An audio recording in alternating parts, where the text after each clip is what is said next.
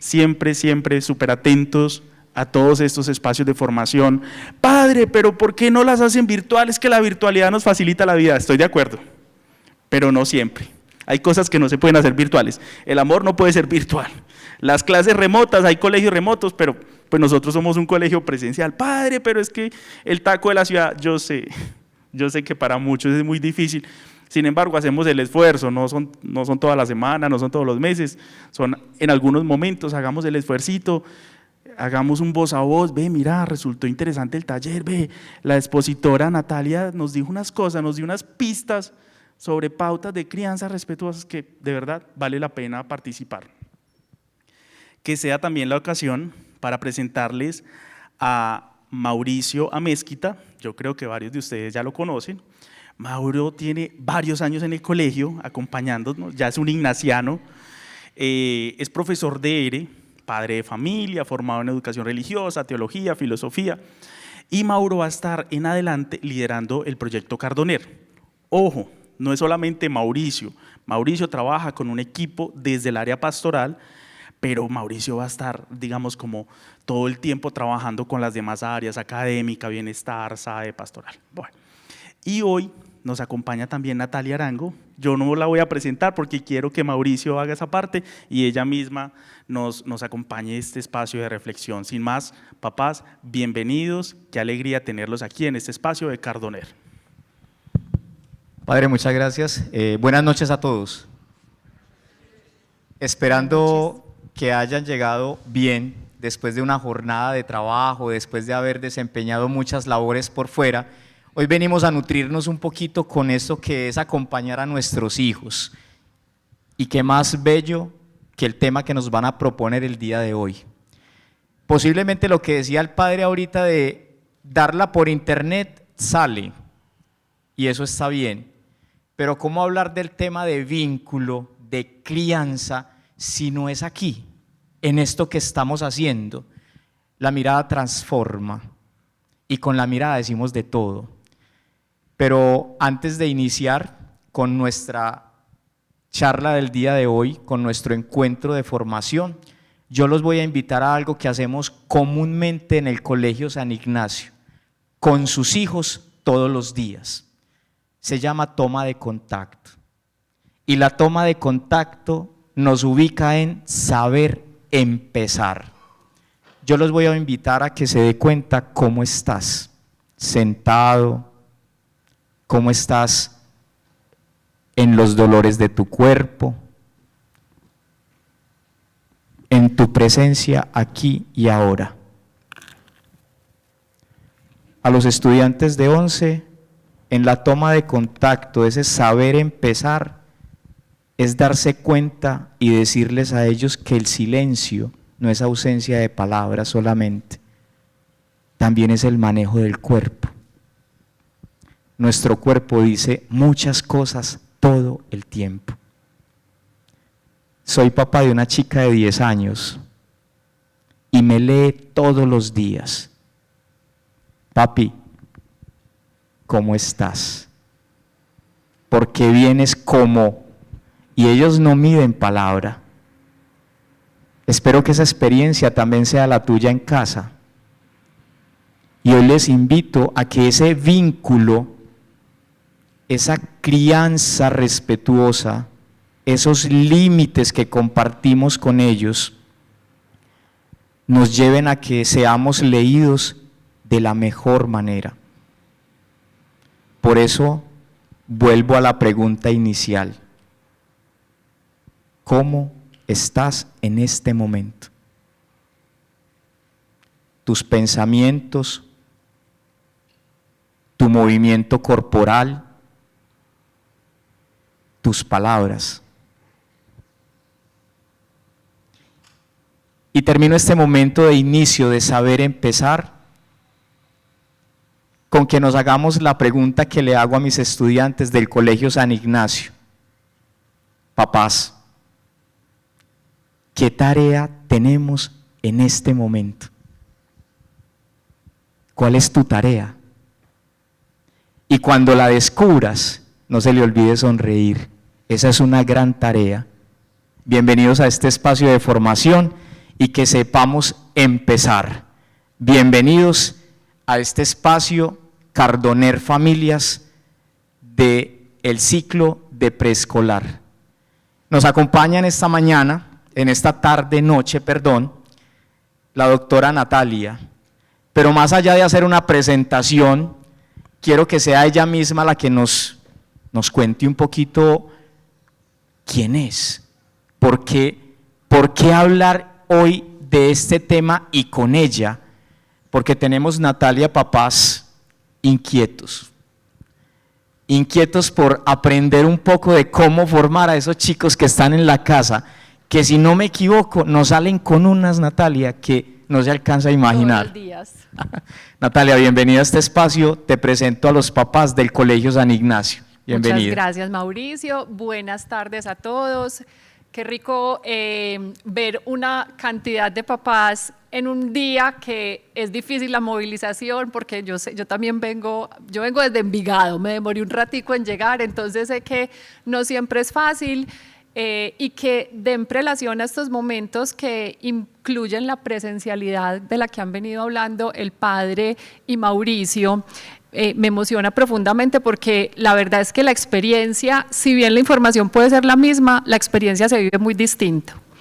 Y desde mi lado, por ejemplo, para mí sentar y poder ver las caras de todos, poder ver cómo se van moviendo las emociones, lo que va pasando y sucediendo en el ambiente es completamente diferente y grato, que es muy distinto a la experiencia virtual, que bueno, también tiene pues un montón de cosas chéveres. ¿Quién soy yo? Esa es una pregunta demasiado difícil. Recuerdo hace muchos años hice un encuentro, un retiro juvenil, y había una actividad y le preguntaban a uno quién eres y uno respondía Natalia Arango y le decían no te estoy preguntando por tu nombre. Después, ¿quién eres? No, yo soy psicóloga. No te estoy preguntando por tu profesión. Y bueno, realmente no son cosas que nos definen. Yo les puedo contar pues un poquito de mí. Y a medida que nos vayamos conociendo el día de hoy van a saber quién soy. Me llamo Natalia Arango Gómez, soy hija de Álvaro Gladys y hermana de Alejandra. Yo soy la menor, 5 años y medio, con una hermana que está creciendo divino porque la gente cree que somos o de la misma edad, o hay veces que ella es menor que yo, entonces no sé si preocuparme o felicitarla y que me dé todo el skincare que se hace porque está súper regia. Y soy tía de Alicia y Juanita, que ahorita les voy a hablar de ella. ¿Por qué estoy acá? Porque Mauro, desde que era pequeña, y ahorita pues te lo comentaba un poco, a mí el tema de pues el servicio me moviliza profundamente, pero el tema de los niños, la adolescencia, me transforman. Cuando me gradué del colegio, me entregaron un papel que había escrito cuando estaba en séptimo, tenía 13, 14 años, que decía que quiero ser cuando grande, y decía que yo quería ser psicóloga y trabajar en un colegio. Y digamos que eso fue un poco lo que hice. Yo terminé el colegio, estudié psicología en el CES, y al año y medio, a los 2 años de haberme graduado, llegué a trabajar al colegio en el que estudié. O sea, apenas estoy conociendo la vida adulta por fuera del colegio, porque renuncié hace 4 años, estuve allá 13 años, más los 14 que estudié, pues toda una vida. En este colegio empecé trabajando, que aquí les voy contando un poquito, empecé trabajando con las niñas más chiquitas, entré a ser profe de preescolar, de maternal. O sea, las que venían a hacer 1 año de guardería en el colegio. Me lo disfruté profundamente, además que tuve unas experiencias súper bonitas porque muchas de las profes con las que trabajé fueron profes en la época en la que yo estaba en el colegio, entonces era como volver a una gran familia. Luego pasé a trabajar ya con los adolescentes desde la psicología ya propiamente dicha, y los últimos años estuve trabajando en la parte pues como de la dirección de quinto a octavo. Siempre con una sensibilidad, pues como les digo, hacia los temas que tienen que ver con estas edades, y llegó un momento en el que también el llamado de la clínica de la psicología me arrastró y me dijo, vuélvase a devolver por favor, y me dedico ya hace 4 años 100% pues a la consulta particular. Aquí en la mitad ven a Juanita y Alicia, que les dije que les iba pues a contar de ellas, son mis dos sobrinas, no tengo hijos, pero toda la vida muy rodeada de niños, y este par de chiquitas, que además soy profundamente cercana a mi hermana y a su familia, a su esposo, como familia, pues núcleo, somos muy unidos todos, me han permitido ver la niñez, no solo desde el lugar de la educación, no solo desde el lugar de la psicología, sino también desde esa cotidianidad y lo que se vive en el día a día en la familia. Entonces, pues aquí las quería traer. Nati, muchas gracias por presentarte. Papás, Natalia es una persona que hoy nos va a ofrecer unas palabras, pero yo creo que aquí es muy importante, y con esto les decía que iniciamos con una toma de contacto, cierro la toma de contacto. Esto alimenta si abrimos el corazón. Abrir el corazón nos permite ver a nuestros hijos de manera diferente. Saquemos el tiempo. No se le olvide, somos los papás. Natalia, bienvenida. Muchas gracias, mamá. Que tengas un fabuloso momento y que aprendamos mucho de ti. Muchísimas gracias, y yo de ustedes seguramente. Así va a ser. Bueno, yo ahorita les dije que yo fui profe, y aquí se me salió un poquito el profe, porque quisiera invitar a los que se animen, que están por allá tan lejos, a que nos acerquemos un poquito más, porque tengo un reguero de gente que, pues, como que hace que esto se vea muy disperso, para que convencemos.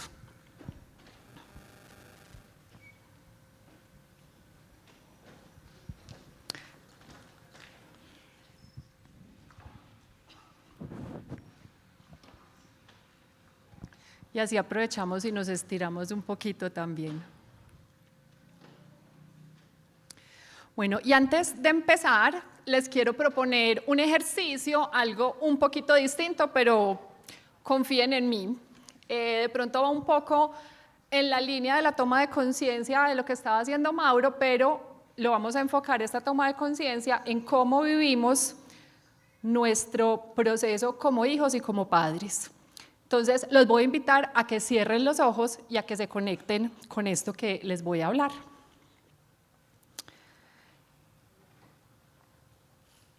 Piensa por un momento cómo era crecer en tu casa, tanto ideas generales como escenas concretas, olores, comidas, tradiciones. ¿Cómo ponían los límites en tu casa? ¿Qué pasaba cuando te equivocabas? ¿Cómo se manejaban las emociones? ¿Se hablaba de ellas?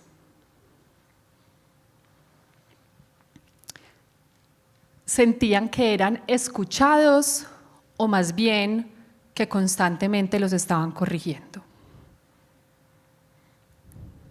Traten de recordar momentos, no explicaciones.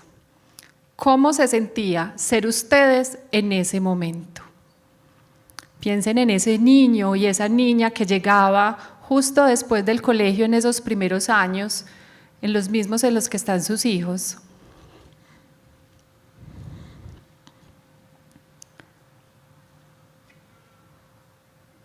¿Cómo se sentía ser ustedes? ¿Cómo se sentía ser niños? ¿Cómo veían a sus papás?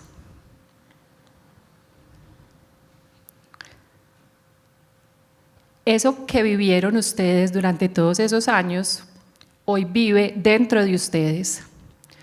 Muchas de las formas en las que reaccionamos como papás o mamás no son casuales. Vienen de algo que aprendimos, incluso de lo que no nos gustó. Y aquí viene una pregunta muy importante. ¿En qué se parece cada uno de ustedes a ese papá y a esa mamá que los crió? ¿Qué están repitiendo incluso sin darse cuenta? Puede que haya muchas cosas que valoren y otras que dijeron, yo nunca voy a hacer esto. Y sin embargo, en este momento aparecen. Y ahora, más que mirar hacia atrás, miremos hacia adelante.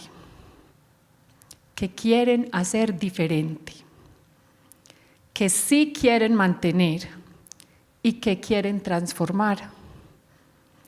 ¿Qué tipo de adulto quieren ser para sus hijos, sus hijas? ¿Qué quieren que ellos recuerden cuando piensen en su infancia? Recuerden que criar no empieza con nuestros hijos, empieza con nosotros. Y muchas veces educar mejor no es hacerlo perfecto, implica hacerlo más conscientemente.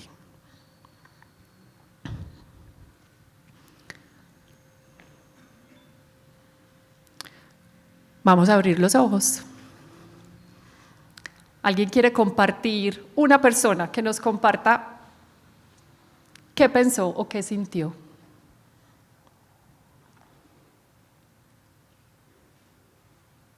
De a uno, porque somos demasiados y no alcanzamos. Por allá tenemos a alguien.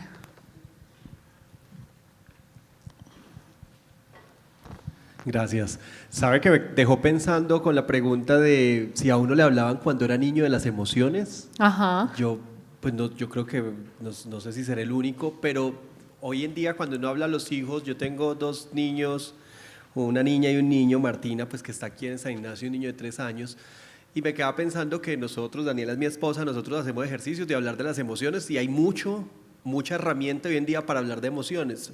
Pero recuerdo que cuando era niño, digamos que el tema de trabajar emociones era más a través del ejemplo y normalmente esos ejemplos eran negativos, no era un ejemplo positivo. Entonces me quedó como un poquito sonando esa pregunta ahí. Sí, el hablar de emociones es algo nuevo. Y hacer ese tipo de ejercicios también lo es. Lo que quiere decir que para muchos de nosotros como adultos, este ejercicio o esta habilidad de reconocer y gestionar las emociones apenas es un proceso de aprendizaje que le estamos enseñando a nuestros hijos.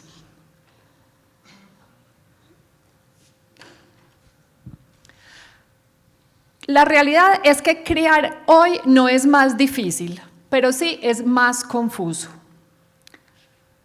Tenemos exceso de información. Yo hay veces me siento con papás y digo como que, ay, juepucha, me voy a tener que volver a estudiar porque eso está el método ABCD para comer, el método ABCD para dormir, para la estimulación, para, mejor dicho, para todo, hasta para la comida. Uno se ve un reel que dice que la avena es malísima, otro que todo es el superalimento, entonces no sabemos qué hacer. Y eso nos pasa con la información que estamos recibiendo frente a todo lo que tiene que ver con crianza. Hay mucha culpa parental. Yo tengo un medio chiste que yo les digo, ese dicho de que todos los niños vienen con el pan debajo del brazo. Yo digo que no es el pan, sino la culpa. Porque puedo decir, sin temor a equivocarme, que el 99% de las familias con las que trabajo, la culpa se asoma constantemente porque está la pregunta, ¿estoy haciendo mucho, estoy haciendo poco, lo estoy haciendo bien, lo estoy haciendo mal? Siempre con una angustia. Hay menos red de apoyo porque todos estamos más ocupados. Entonces antes las abuelas podían estar muy disponibles, pero ahora las abuelas seguramente muchos de sus hijos todavía están trabajando. Las familias son más pequeñas. Ahorita me contaba Mauro que 16 tíos. Y en mi casa mi mamá eran 9 y mi hermana y yo somos 2 y la familia se va reduciendo, la red se va acabando también. Y hay menos confianza también en las cosas. Antes los niños salían a la calle y el vigilante del barrio era autoridad. Ya no confiamos en el vigilante porque tenemos muchos peligros y porque el vigilante también es un asunto de riesgo para nuestros hijos. Los niños tienen mucho más estímulos. A mí me llaman a pedir cita para los niños y son, Natalia, para una cita, pero mira, él solo puede los jueves a las 7 de la noche.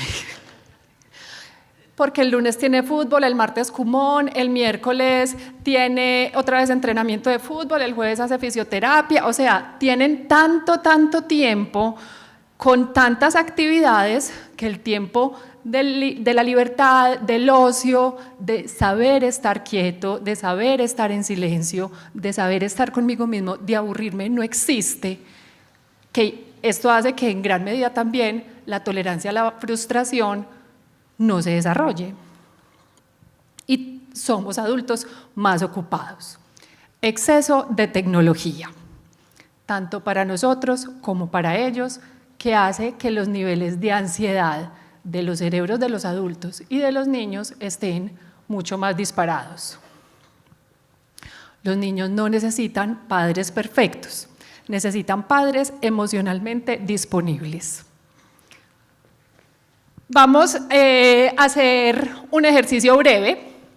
Los invito a que abran el QR de su celular y vamos a responder estas preguntas.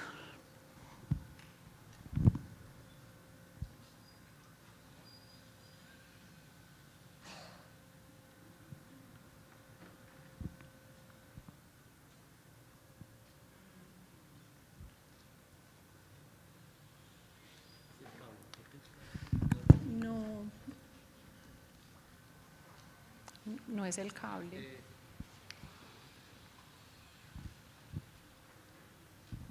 Ya.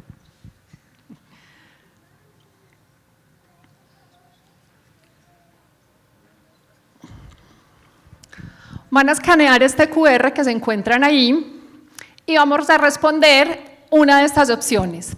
¿En qué momento del día siento que es más difícil para mí como papá, como mamá, como cuidador, poner límites?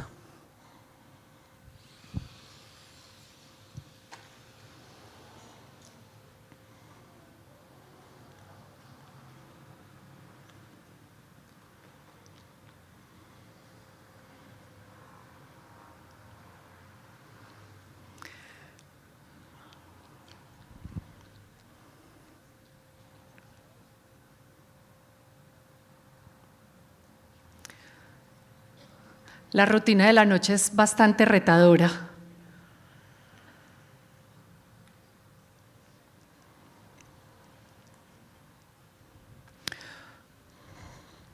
Perfecto. Ahora vamos a seguir. Bueno, todavía estamos recibiendo respuestas.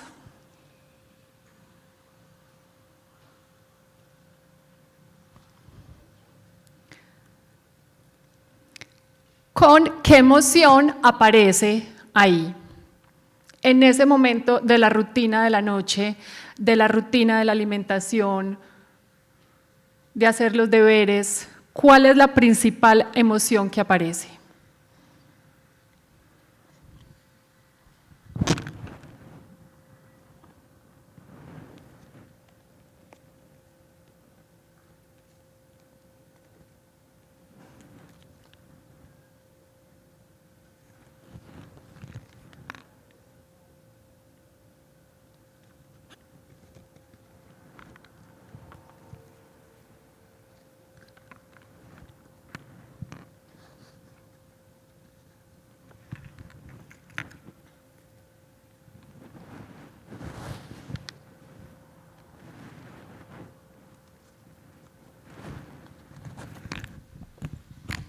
¿Cómo se sienten cuando aparece pues parece una pregunta un poco tonta que preguntemos cómo nos sentimos ante una emoción, pero cómo se sienten cuando se irritan, cuando se están sintiendo frustrados, con ira?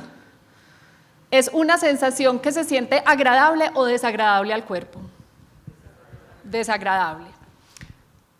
Y una de las cosas que necesitamos aprender en este proceso, a propósito de lo que decía el papá que participó, es esta necesidad de aprender a reconocer y a nombrar las emociones que tenemos.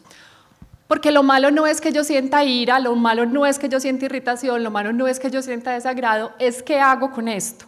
Porque todas las emociones vienen a traernos información, no hay emociones buenas y malas. Hay emociones que se sienten chévere, hay emociones que se sienten con desagrado, pero ninguna es buena ni mala, simplemente son portadoras de información.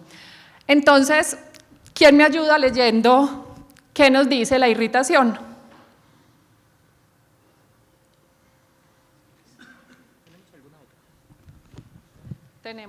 Hagamos estas dos.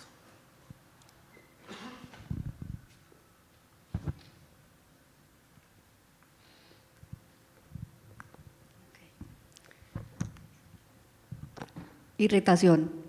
Es una emoción que aparece cuando sentimos que algo nos incomoda, nos sobrecarga o nos altera. Se manifiesta como impaciencia, nerviosismo o una sensación de que estamos al límite, ya sea por una acumulación de estrés, ruido, demandas externas o situaciones que no podemos controlar. La irritación nos avisa que algo nos está desbordando y que necesitamos atenderlo antes de que escale a la rabia o al agotamiento. Es una señal de que quizás hemos ignorado nuestras necesidades, hemos acumulado malestar o nos estamos exigiendo demasiado. La irritación nos ayuda a identificar lo que nos genera incomodidad y a buscar formas saludables de canalizar nuestra energía antes de que se convierta en una reacción impulsiva o en un desgaste emocional. Listo, mil gracias. ¿Les suena toda esa descripción a lo que pasa en un momento de irritación en la mitad de una rutina que no se está cumpliendo como necesito, quiero, deseo que se cumpla? Ok. Seguimos con frustración. Es una emoción que surge cuando no logramos algo que esperamos o cuando las circunstancias no se ajustan a nuestros deseos o esfuerzos. Se experimenta como un choque entre la realidad y nuestras expectativas, generando enojo, desánimo o sensación de impotencia.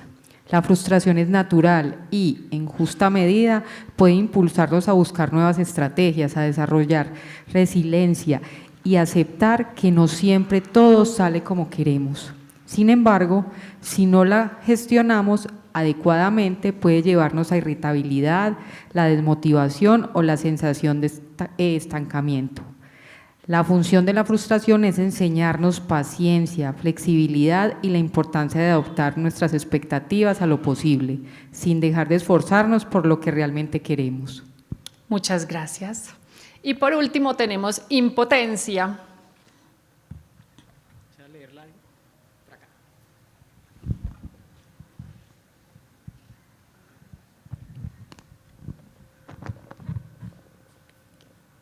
Impotencia.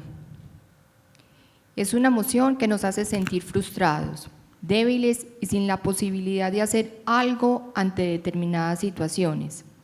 Se puede experimentar frente a sucesos complejos como la inequidad, la guerra o la discriminación. También se puede sentir en la vida cotidiana cuando alguien se comporta de manera injusta.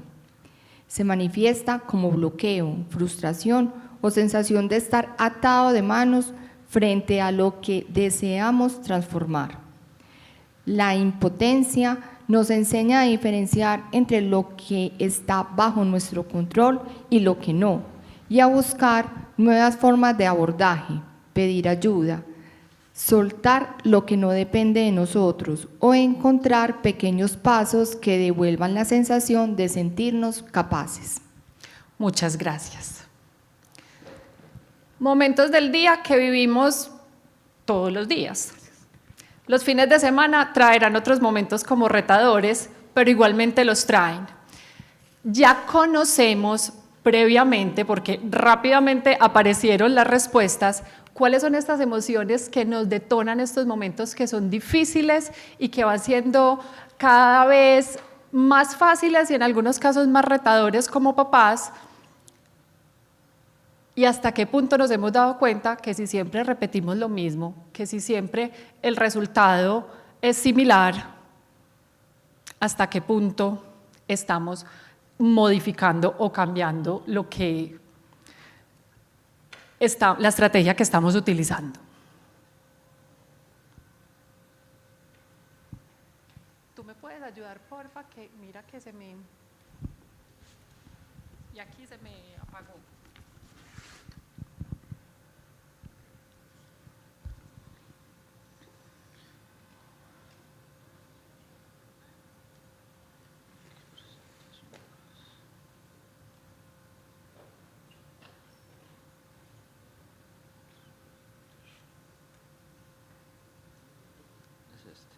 No, estábamos en... Esto ya lo podemos cerrar si quieres. Es esta, exacto. Ah, ya. Gracias.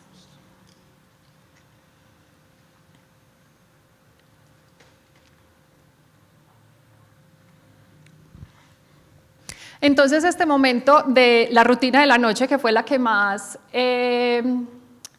salió calificada como la más retadora, se convierte, yo me la imagino como las que conozco, en una mini batalla donde ya terminamos todos medio cansados, medio peleados, medio acuéstate y mañana terminamos y funcionamos, porque claro, nuestro chiquito, nuestra chiquita ya también está cansado, ya también está rendido, seguramente se le desbordó la emoción y se nos olvida que aquí el asunto no es solamente que el chiqui no me obedece, que el chiqui no hace lo que tiene que hacer, sino que el sistema de regulación adulto-niño no está funcionando. Porque como vamos a ver a lo largo de esta conversación, la regulación emocional de los niños depende en su grandísima mayoría de la regulación emocional que tenemos los adultos. Porque no nacemos sabiendo regularnos, lo aprendemos. Lo bueno es que de aquí a que hasta nos muramos lo podemos hacer, no es que ya me quedé así, pero es una construcción que muchas veces se me olvida, también desde el cansancio, también desde la cantidad de actividades que tengo, del agotamiento, que el niño o la niña todavía no ha llegado a entender ciertas cosas que le permitan a ese cerebro, y ese cerebro no ha madurado para que se regule de manera autónoma. Entonces, ¿qué pasa? Entre el trabajo, las responsabilidades y la vida, criar se volvió un reto constante. Hay poquito tiempo en la gran mayoría de los casos, hay mucha exigencia, porque como les mencionaba ahorita, queremos hijos que sean muy buenos estudiantes, pero también muy buenos futbolistas, pero también muy buenos pintores, pero también que estén en las actividades de pastoral del colegio, pero también que sean buen hermano, buena nieta. La exigencia a tope porque queremos lo mejor para ellos. Que esperen mucho de nosotros es importante, pero también entender que en ese proceso de esperar no tengo que ser el mejor en todo. Eso que nos han enseñado de, si usted quiere ser barrendera, sea barrendera, pero sea la mejor. No hay que ser el mejor en todo. No tengo que ser la niña 10, la que más rápido corre en atletismo, la que entrena más juiciosa. Debo ser un ser humano suficientemente bueno. Y como papá debo darle cabida a que ese hijo se vaya desarrollando en la medida de sus posibilidades y verlo desde ahí. Hay un manejo emocional desbordado, justamente porque nosotros como adultos también podemos estar desbordados debido a todas las cargas que tenemos. Tenemos extremos, uno ve papás supremamente permisivos o supremamente rígidos, que de eso vamos a hablar más adelante. Hay mucha ansiedad y hay compensación afectiva, porque como la culpa hay veces se apodera de nosotros y nos gobierna, entonces cedo ante ciertas cosas porque necesito compensar. Y esto no es un problema de la familia Arango Gómez, esto es algo que se ha convertido en una situación de sociedad que lo vemos cada día de forma más constante. Mal de mucho consuelo de tontos, no, pero es entender que somos comunidad y que como comunidad podemos construir realidades diferentes y podemos construir unos sistemas de apoyo y de soporte entre nosotros que nos permiten ir avanzando hacia un lugar de crianza, pero también de vida un poco más tranquilo. ¿Qué pasa en el desarrollo emocional con los niños en esta etapa? El cerebro emocional, que es el cerebro límbico, el sistema límbico, que es muy primitivo, está mucho más activo que el racional. Entonces, siempre las emociones van a aparecer antes que cualquier cosa. Van a aparecer antes de la razón, antes de poder conversarlo, antes de poder dialogarlo, pero además esto se debe a que fue la forma en la que vinimos programados al mundo para poder dar cuenta de nuestras necesidades. ¿Qué tiene un bebé para señalar que tiene hambre, frío, sueño o cansancio? El llanto. Es lo mismo para todo. Las mamás y algunos papás cada vez más ya saben cuál es el llanto de hambre y ya saben cuál es el llanto de cansancio, pero es el llanto. Lo único que tenemos nosotros cuando venimos al mundo para expresar nuestras necesidades son las emociones, porque aún no hemos desarrollado el lenguaje. Y en la edad en la que sus chiquis están, todavía falta sofisticar ese desarrollo del lenguaje para que logren poner en palabras cosas que aún no pueden poner. Los niños no se regulan solos, necesitan un adulto que los regule, y no sé si aquí entre de pronto todo lo que han oído y lo que han estudiado han oído hablar de las denominadas neuronas espejo. ¿Se han oído? Tenemos un sistema neuronal que responde a lo que yo veo en el otro. Entonces, si yo como niño estoy grosero porque estoy desbordado, porque estoy furioso, porque yo quiero que me presten el celular y no me lo quieren prestar, y yo como mamá también me pongo furiosa porque es que cómo te voy a entregar el celular si este es el momento de comer o de lo que sea, y también me paso de tener un niño que está con el cerebro así, activo, listo y reactivo, yo entro con este mismo cerebro y lo único que hago es sintonizar esas dos emociones que se termina convirtiendo en un caldo de cultivo para que la situación se demore mucho en tranquilizarse y que los dos quedemos muy malucos. En cambio, que si yo no me sintonizo con ese malestar, porque es que ese malestar no es personal, no es conmigo, esa rabia es porque no puedo tener lo que quiero, y busco que ese chiquito se sintonice más con la emoción que yo estoy sintiendo, logro ayudarlo a regularse, que acuérdense que nosotros como adultos les prestamos nuestro sistema de regulación emocional a los chiquis en la medida en la que ellos lo desarrollan. Y las emociones aparecen de forma intensa, rápida, eso llega pues como el demonio de Tasmania, porque es que se están muriendo de la risa y al segundo esto ya es la furia horrorosa, que váyanse preparando, eso vuelve y se activa en la adolescencia un poquito. Entonces no es que se haya desaprendido, es que ahí se despiertan nuevas necesidades a trabajar en esta edad, pero pues claro, viven las emociones de manera más intensa. Vean que cuando un niño llega feliz, habla y habla y habla y habla y habla, y uno es como, pero ¿de dónde se apaga? Pues como que ya, cálmate. O si está bravo, está furioso y tira la lonchera y chuta la lonchera y se encierra en el cuarto y grita y patalea, porque todo se vive de manera súper intensa, nuevamente, porque tenemos este cerebro que está todavía muy conectado con esa parte. Súper importante aprendernos esto. Los niños no manipulan, expresan lo que no pueden elaborar con su comportamiento. ¿En qué se convierte? Es cuando los adultos hacemos lectura como manipulación, cuando decimos, es que él ya sabe que si hace pataleta cuando está comiendo y no quiere comer, porque yo sin que no coma no lo dejo salir de la casa, es el único momento en el que le entrego el celular. Esto no es el niño manipulando, esto soy yo como adulto que lo estoy modelando para que ese cerebro aprenda que en ese momento lo que necesita para regularse y calmarse es que yo le preste el celular. El niño yo no estoy haciendo lo que el niño quiere que yo haga.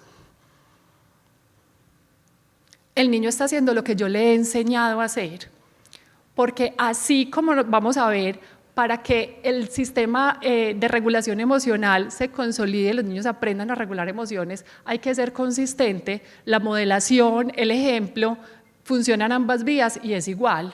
Si el niño aprende a cómo manipularlos, es que de alguna manera ustedes los modelaron para que así lo hicieran. Y no es que no quieran, es que no pueden todavía, no pueden solos, pero lo van a lograr. Dime.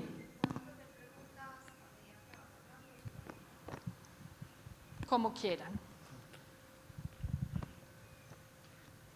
Gracias. Es posible que algunas de las preguntas vayan teniendo respuesta adelante, pero si quieres, hazla de una vez. Es que ahorita cuando estabas hablando de la regulación y de la neurona espejo, hay veces, pues a mí, yo creo que a ningún papá le pasa, solamente a mí. Seguramente no es a ti solamente. Es que, a ver, uno, lo que tú hacías, la primera reflexión era que nosotros fuimos educados de una manera muy diferente a lo que estamos viviendo hoy. Y uno le decían, pues, o sea, la mamá, por ejemplo, está al lado de uno y la muchachita le grita o le dice a uno las cosas feas y dice, si usted no la corrige desde ya, entonces imagínese cómo la va a ir a respetar a usted cuando esté grande. Entonces uno dice, pues que le respete a uno, horrible, pero que vaya y respete a otro, pues aún peor. Entonces, ¿hasta qué punto es esa línea como invisible? Pues como hay, ¿cuál es ese punto en donde uno realmente es que el niño está completamente desbordado porque tiene el sistema líbico acelerado? O realmente es que pues está irrespetando y como tal uno como padre pues tiene que corregir porque está irrespetando. Es que conviven las dos cosas, Una cosa es que tú entiendas de dónde viene este comportamiento en el que fácilmente se desborda. Y otra cosa es que tú justifiques su comportamiento en eso. No es que lo justifiques, es que yo como adulta entiendo, tengo un chiquito que está desregulado, no tiene la capacidad, no tiene las herramientas, aquí hay cosas para corregir, sí. El límite, la corrección, el señalamiento tiene que mantenerse y existir. La clave es cómo lo hago y el momento en el que lo hago. Si yo tengo al niño en la mitad de, no sé, del tesoro haciendo pataletas, dando vueltas sobre su eje, pues ahí por más que yo me siente, muñeco, mira, es que este momento tú te estás sintiendo, no, ahí toca esperar a que termine de hacer la pataleta y después sentarse a tener esa conversación. Vi que estabas frustrado, que te sentías mal, te pusiste muy bravo porque no te compré las crispetas, ya habíamos ido a comer, cuando estés sintiendo esto, de qué otras formas lo puedes hacer, este tipo de actitudes no son fáciles pues, de tenerlas en este tipo de situaciones, ¿cierto? Pero no es que yo no haga nada porque el niño está en proceso de desarrollo y todavía el cerebro no se ha desarrollado, no, es que tenemos que ayudarle a ese cerebro a que se desarrolle.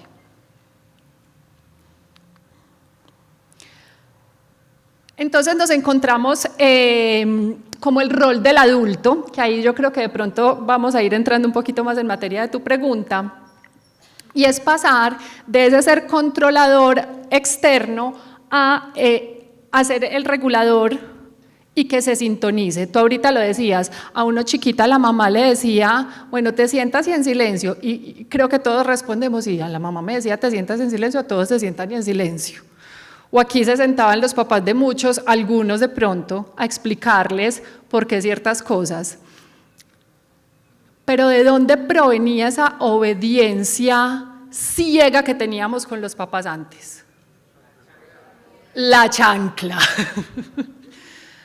Entonces esto era porque soy súper educado o porque qué miedo que me saquen la chancla. Es el purísimo miedo.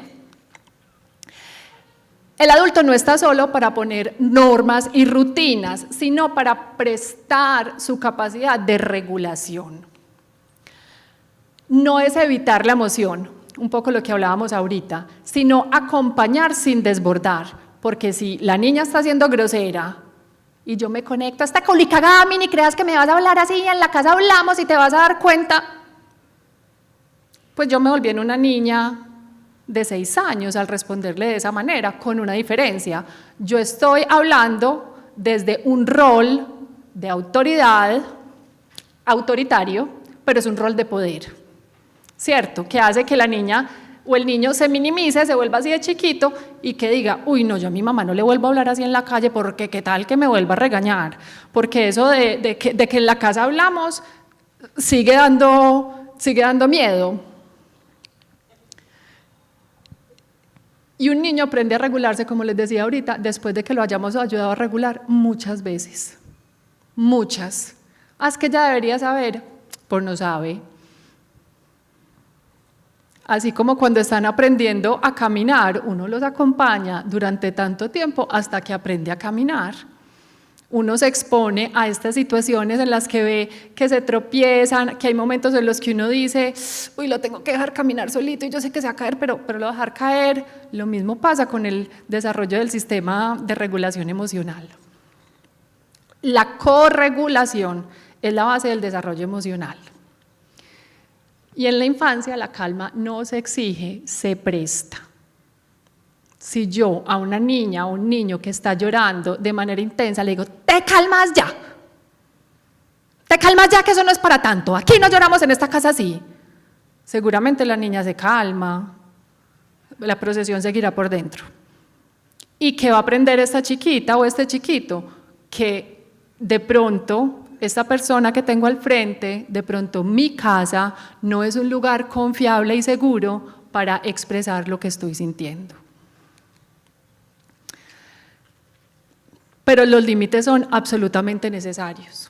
¿Por qué son tan necesarios y cómo los puedo poner sin dañar este vínculo y sin caer en ese juego de porque yo soy su papá y punto, porque mientras viva bajo esta casa, que sí, yo creo que sí hay normas que son mientras uno viva en la casa del papá y la mamá se cumplen, pero entender que ellas tienen un sentido hace toda la diferencia. Y lo van a ver más adelante cuando sus hijos estén adolescentes, que ellos empiecen a cuestionar y a entender el sentido de las cosas, les va a hacer también cuestionar el sentido de por qué un amigo o una amiga los está invitando a hacer un plan de pronto no tan sano. Entonces, los límites no dan, no son solamente control, sino que dan seguridad. Y pensémoslo desde un punto de vista como del espacio físico.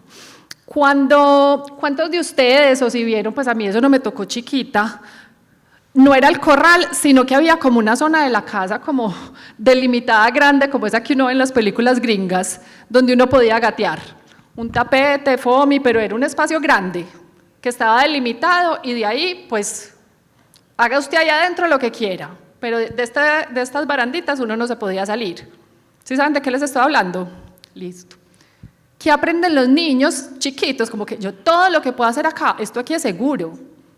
Aquí no hay velas prendidas, aquí adentro no hay cosas de vidrio, aquí no hay nada. O sea, yo sé que dentro de este espacio estoy segura. Los límites son exactamente eso. ¿Por dónde en la vida me puedo mover libremente? Estando contenido, estando cuidado, estando seguro. Un niño sin límite no es un niño que está feliz, es un niño que está desbordado. Es el niño que tú, si vienes al colegio en horario cualquiera, el niño está como un loquito por todas partes, que cuando le dicen no, ese no, si no lo quiere oír, termina más o menos pues sentado en la oficina de la directora, del preescolar, tiene que tener cita con Bernardo porque se desbordó el niño, porque no conoce lo que se espera de él y esos lugares y esos límites invisibles que lo contienen. Y es posible ser firme sin ser agresivo. Entonces tenemos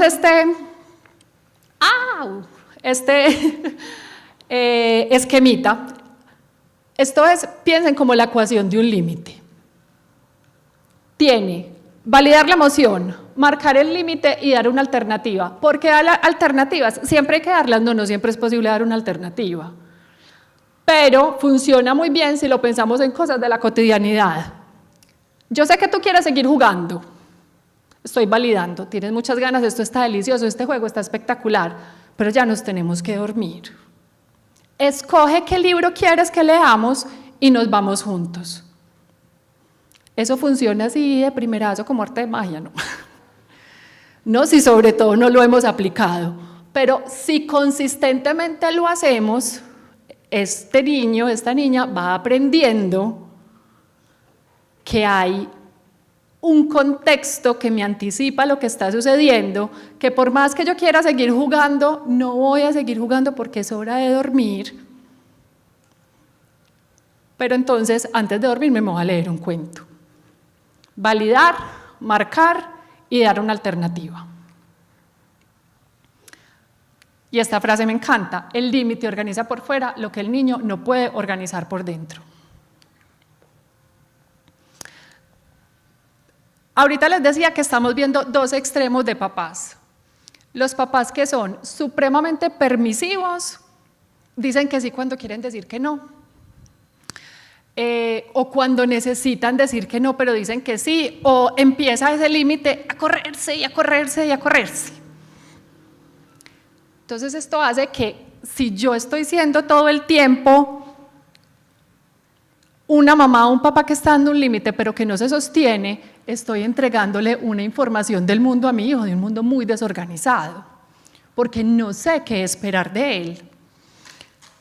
Hace que haya muy bajita tolerancia a la frustración, porque como justamente yo no sé qué esperar, entonces estoy todo el tiempo como, bueno, como qué es lo que sigo, y me encuentro después con un adulto en el colegio, en la casa de los abuelos. Pasa mucho que en las casas mamá es muy rígida o papá es muy rígido y el otro es muy permisivo, entonces, ¿para dónde me voy? Y esa frustración crece y crece y se va viendo reflejada en otros entornos. Esto nos genera mucha ansiedad, hay mayor impulsibilidad, sensación de desborde, pues nadie me contiene, yo no sé para dónde voy, y estos que están aquí conmigo criándome tampoco, porque como la chimoltrufia, como un día digo una cosa, otro día digo otra, y empieza a pasar esto en el día a día. Bueno, 5 minutos más, esta es típica con el celular o las tabletas, 5 minutos más, van 2 horas y todavía tiene la tableta. Solo la puedes utilizar hoy, mañana, pasado mañana, pero es que estamos comiendo, pero es que estamos donde la abuelita está aburrido, o cualquier otro tipo de norma pues, que haya en casa. Entonces evitamos decir el no para no generar el llanto o la pataleta, porque es más fácil ceder que enfrentarme a tener que lidiar con un momento de desborde emocional. No les angustia a los niños el límite, les angustia la falta de ellos. Nos vamos para los papás súper punitivos, que aquí hay una necesidad de control súper grande, ¿cierto? Entonces yo quiero que sea súper juicioso, súper responsable y obediente, y lo que yo diga se cumple y se tiene que hacer ya a rajatabla. Entonces son esos muchachitos que van a una finca y uno es como que, ay, este niño pues tiene 3 años y se sienta en la mesa y no empieza a comer hasta que nadie empiece a comer, o sea, cosas que ya van como contra su naturaleza. Es un niño que obedece pero no comprende. No está aprendiendo, no sabe por qué, porque hay mucho miedo detrás, porque normalmente detrás de estos papás punitivos, pues claro, ¿qué quiere decir lo punitivo? Que está el castigo. Entonces el niño tiene constantemente miedo, hay desconexión emocional de ese adulto que está haciendo todo el tiempo tan castrante, tan a rajatabla, hay una rabia contenida o rebeldía que esa es la que se ve sobre todo en contextos como el colegio, el deporte por fuera, porque eso sale por donde puede salir. En la casa seguramente no, porque es que si se me sale la rabieta, pues seguro sale la chancla o el castigo pues que se utilice, que ojalá pues ya no estemos en la época de la chancla. Hay muy baja autoestima porque nada de lo que hago es bien, nunca es suficiente, todo se espera con unos estándares que yo todavía no puedo dar. Y en el día a día se ve como, ¿cuántas veces te lo tengo que decir? Todos los días lo mismo, pues, no vamos a poder aprender. Y nosotros, ¿cuántas veces lo vamos a tener que decir? Todos los días lo mismo, ¿cuánto vamos a aprender que la estrategia que estamos utilizando no está funcionando? Si no lo haces, te castigo. Si no recoges ya todos los juguetes, no hay juguetes en una semana. Hace poquito estuve con unos amigos que se están estrenando como papás, tienen unos chiquitos que son hijos del corazón, son adoptados, y hablando como de los castigos, que uno de los castigos fue como que entonces les quitamos los juguetes, y claro, los niños pues ya al cabo que estaban acostumbrados a vivir sin juguetes, son niños más grandecitos, ¿y cuál era el sentido ahí? Ellos siguieron jugando como felices, ¿cierto? Entonces, ¿cuál es el sentido detrás de ciertos castigos que damos? Gritos y amenazas constantes también se presentan en este tipo, y castigos desproporcionados. A mí me llegó hace poco a consulta un niño de 10 años que le habían quitado televisión, tableta, que le prestaran el celular, no tenía celular personal, y el PlayStation por 6 meses. Y fuera de eso, ese fin de semana no podía ir al cumpleaños del mejor amiguito. Y yo decía, bueno, pues aquí, primero que todo, la consecuencia no tiene nada que ver con lo que pasó. Y segundo, ¿cuál es la necesidad? Aquí hay un proceso de aprendizaje o hay un proceso de yo como adulto sentir que tengo que hacer, porque esto es otra cosa que nos pasa mucho, es que le tengo que buscar lo que más le duele, lo que más le afecta. Es que si yo le digo que mañana no juega con los juguetes y no recoge, no le importa. Y no es que no le importe. La pregunta que nos tenemos que hacer es, ¿yo quiero que sea lo que más le duela o lo que más le permita aprender? Es consecuente poner 7 castigos diferentes ante una misma situación, que antes de hablar de castigos pensemos en consecuencias, que ojalá, porque no siempre es posible, pero que ojalá sean coherentes con lo que pasó. ¿Cierto? O sea, no recogiste los juguetes se guardan, los guarda mamá, los guarda papá, y estos juguetes pues los vas a volver a ver dentro de un día. Mañana no, tiene que ver con los juguetes, pero pues no recogió los juguetes y no puedes ir al cumpleaños de Alicia. No tiene mucha relación y seguramente le va a ser muy doloroso ese aprendizaje que no está directamente relacionado con lo que sucedió. Entonces, el problema no es el límite, es el lugar desde donde lo ponemos. Y la permisividad y ser muy punitivo parece que vinieran desde 2 lugares distintos, pero vienen desde el mismo. Uno buscando evitar el conflicto y otro buscar el control bajo lo que dé lugar, bajo cualquier cosa a lo que sea necesario hacerlo, como sea la fuerza. Ambos tienen algo en común. El adulto pierde la capacidad de regular y sostener, y el niño queda así, pues como ¿yo qué hago? ¿Qué alternativa entonces tenemos? Porque es que hay mucha teoría y ¿cuántos de aquí creen? No tienen que alzar la mano, pero ¿cuántos de aquí creen? Seguramente en su interior, pues a mí me gritaron y me sacaron la chancla y aquí estoy, no pasó nada. Pues yo les cuento las cuentas de terapia de adultos que atiendo porque le sacaron la chancla y sí pasaron muchas cosas, aunque uno no creía. O me gritaban o me dejaban de hablar y no pasaba nada. El problema no es el límite, el problema no es corregir, el problema no es criar, es bajo qué lugar lo estoy haciendo.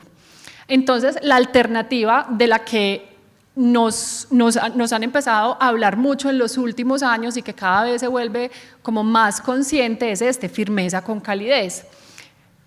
Implica regularse como adulto para poder poner límites claros, validando la emoción del niño sin ceder a la conducta. ¿Qué parte de acá uno está mal criando o dejando de criar? Porque lo hemos oído todo, ¿cierto? Es que a los niños, es que eso, cuando nos hablan de crianza respetuosa, no se les puede decir que no. Hay que dejarlos hacer lo que quieran. No, es hacerlo con calidez, con claridad, de manera consecuente, consistente. No es dureza ni permisividad, es guiar con claridad, mientras el niño se siente visto y contenido. Los límites a lo largo de la historia no han cambiado, un poco, pero hay otros que no. Lo que debe cambiar y lo que está cambiando en muchas situaciones es la forma en la que los ponemos. ¿Y esto cómo se ve? En el día a día. Un niño le pega al otro.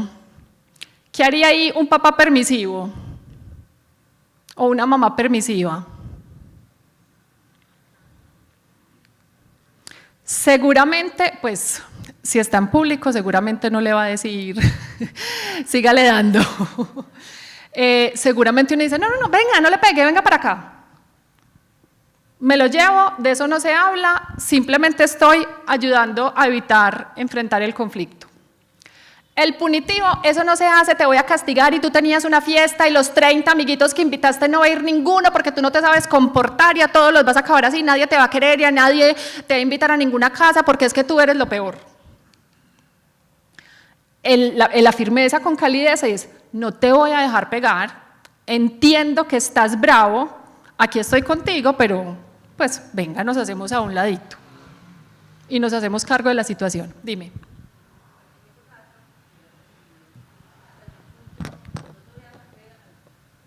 Entonces tú le dices a tu hijo, no te voy a dejar pegar, pero el otro papá está dolido porque le pegaron a su hijo. Sí. Entonces a mí me duele que tú como padre no le digas como, no te voy a dejar pegar, pero no lo puedes volver a hacer y lo que estás haciendo está muy mal. Entonces creo que eso debería como agregarse ahí.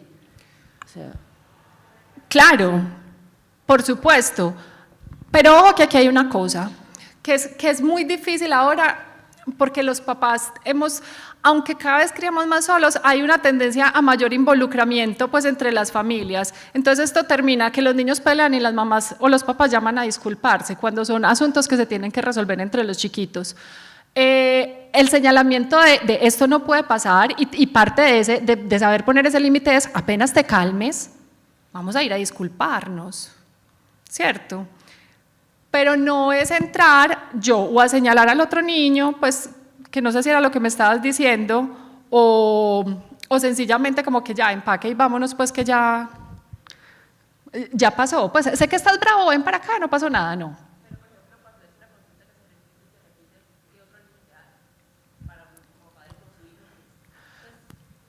Se hace consistentemente hasta que esto cambia, ¿cierto? ¿Qué pensaría yo que es importante? Pues esto ya es como un caso particular, es, ok, revisar un poquito más a fondo, ¿cierto? ¿Cuáles son los contextos en los que esto aparece de manera frecuente? ¿Qué son esos detonantes? Porque seguramente hay un común denominador. ¿Qué estrategias le estoy proveyendo yo al niño para que cuando esté frustrado, bravo, lo pueda hacer de manera distinta? ¿Cómo puedo yo empezar a identificar si estoy presente, que aquí hay asuntos que me están levantando una alerta, que me están mostrando que él ya se está desbordando, para entonces llevarlo a un lado y contenerlo antes de que se presente la conducta agresiva? Es muy de la particularidad de cada caso.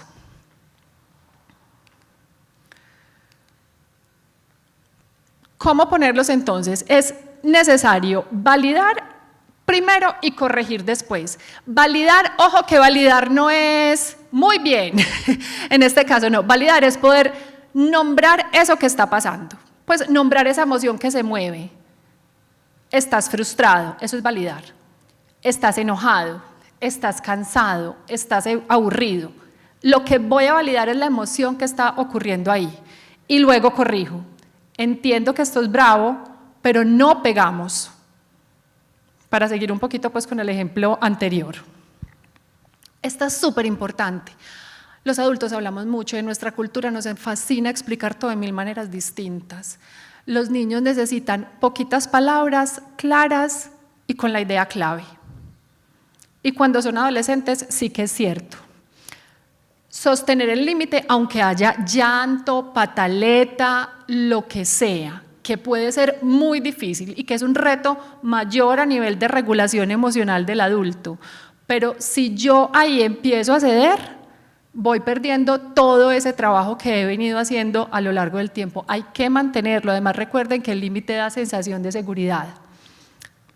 Cuando sabemos que hay algo que puede ser desbordante, que puede generar como esa frustración, ir anticipando lo que viene. Bueno, en 5 minutos o en lo que dura esta canción, cuando son más chiquitos que no logran de pronto todavía tener tanto concepto del tiempo, deben estar todas las cosas guardadas porque vamos a almorzar. O tienes hasta que se acabe este capítulo de esta serie para ver televisión. Apenas se acabe lo vamos a apagar. Que el niño se pueda anticipar a lo que va a venir, porque nuevamente tenemos un cerebro que se mueve mucho desde la emoción. Yo estoy súper encarretado haciendo una cosa y terminé, yo ya quiero hacer otra y llegan mi mamá o mi papá, me apagan el televisor, no, pues me fundí de la ira. Regularnos antes de intervenir. Cuando estamos súper cargados, me estoy muriendo de la rabia, me repliego un momento, me apoyo en mi pareja, en mi red, hermana, tía, lo que tenga al lado, como porfa, hazte cargo de esto un momento, yo necesito dar 3 respiraciones profundas para poder intervenir, porque si no, vamos a terminar en un asunto muy caótico en ese momento. Y reparar si te equivocas, me equivoqué, te grité muy feo, hablé muy duro, por favor, discúlpame. Ahí también le estamos enseñando a ellos esta parte de la educación socioemocional de la responsabilidad con el otro.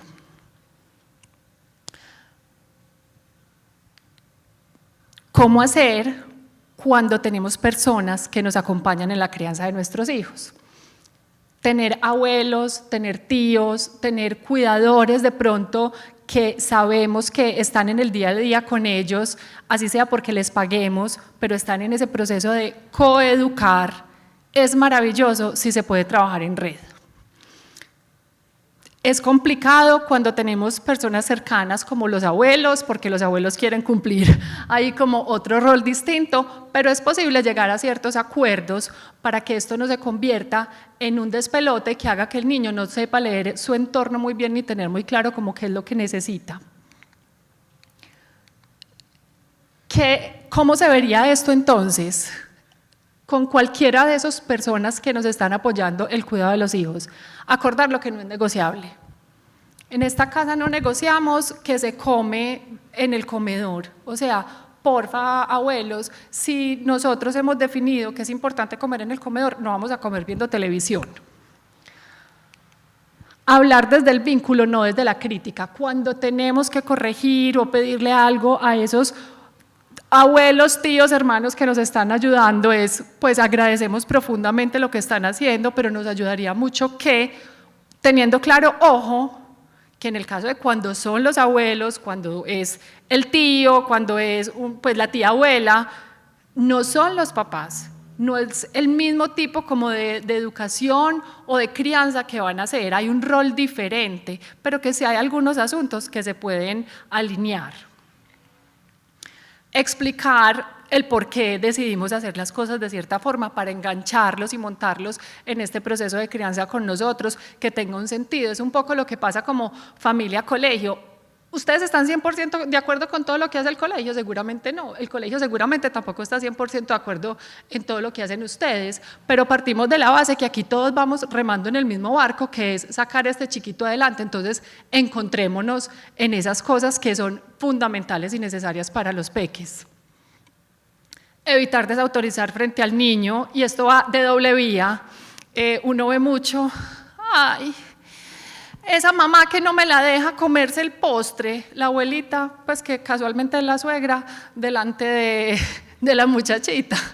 Vamos, pues, y ni tampoco llegar a, ay, no, la abuela te dejó comer el postre, no te lo vas a comer. No, si es una cuidadora que está en el día a día, vamos a ponernos de acuerdo en que no nos vamos a pisar las mangueras, ni nos vamos a desautorizar, por respeto entre nosotros, pero también por coherencia con el niño. Tener claros los roles, lo que les decía ahora. Como papás no podemos esperar que ni la señora que nos ayuda en la casa, ni la tía abuela, ni el abuelo, ni el primo, ni el que sea que nos cuide los hijos va a asumir el rol de papá o mamá. Ellos también lo deben tener claro, pero deben tener claro que una cosa es cuando yo voy como nieta un fin de semana a la casa de mi abuelita a volverla patas arriba como hacen mis sobrinas, y otra cosa es el día a día, cuando soy quien recibe, quien acompaña, quien se sienta a hacer tareas si las hay, quien lleva las clases. Hay unas cositas básicas que es importante tener. Agradecer explícitamente por su ayuda, o sea, cuando hay abuelos involucrados,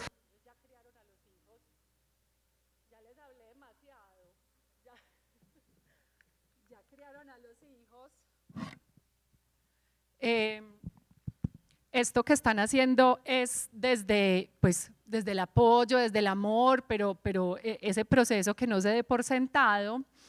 Y no se trata de que sea igual, se trata de que sea coherente, de que no haya contradicciones. Criar no es tener todas las respuestas, es estar disponibles una y otra vez para acompañar el mundo emocional de los hijos. Más que hacerlo perfectos, se trata de estar presentes, de ser disponibles y predecibles para nuestros hijos. Tenemos espaciecito para preguntas. Si comentarios. Si algún papá desea hacer alguna pregunta de lo que acabo de escuchar, se sintió llamado, algún comentario, reforzar alguna idea, este es el espacio para hacerlo. ¿Algún papá?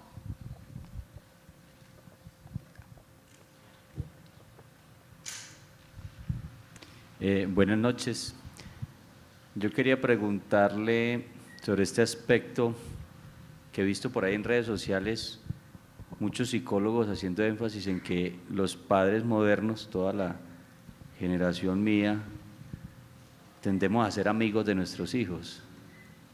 Y es como también una ola de decir, usted no es amigo de su hijo o de su hija, usted es papá o mamá. ¿Usted qué opina de ese concepto? Yo creo que, ya como que se me subió mucho el tono, yo creo que lo que creo desde a nivel personal, pero también lo que he visto en mis 20 años de experiencia es que uno amigos puede tener muchos y elegirlos en todas partes. El papá y la mamá son unos, entendiendo que hay personas que llegan a asumir este rol materno o paterno. Cuando un hijo necesita un amigo, tiene muchos para escoger. Pero cuando un niño necesita un papá o una mamá, necesita encontrarse con el papá o la mamá, no con el amigo. No es que ser padres anule la posibilidad de tener una cercanía, pero sí es una relación desde una lógica diferente. Que llega un momento en el que ya no tiene que ser desde la verticalidad, si lo queremos llamar así, pero sí es necesario esa claridad de que mi papá y mi mamá son el faro y tienen un lugar diferente al resto de los amigos que yo tenga.